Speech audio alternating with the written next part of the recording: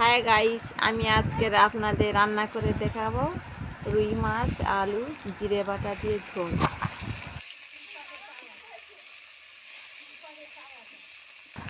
রুই মাছগুলো ভালো করে কড়াতে উল্টে পাল্টে লাল লাল করে ভেজে নিলাম। মাছটা ভালোভাবে ভাজা হয়ে গেলে মাছটা বাটিতে তুলে নিয়ে পেঁয়াজ দিলাম। ওই তেলেতে পেঁয়াজটা ভালোভাবে ভেজে নেব।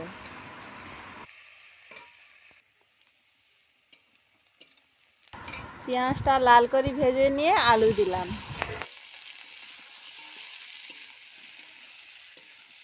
হালকা আলু ভেজে নিয়ে লবণ দিলাম।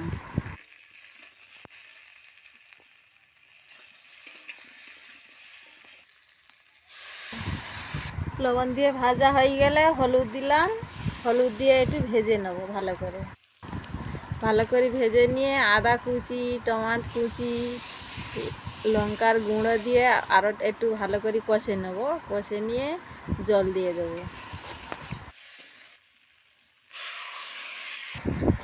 জলটা ফুটে উঠলে আগে থেকে মাছ ভাজাগুলো দিয়ে দিলাম। দিয়ে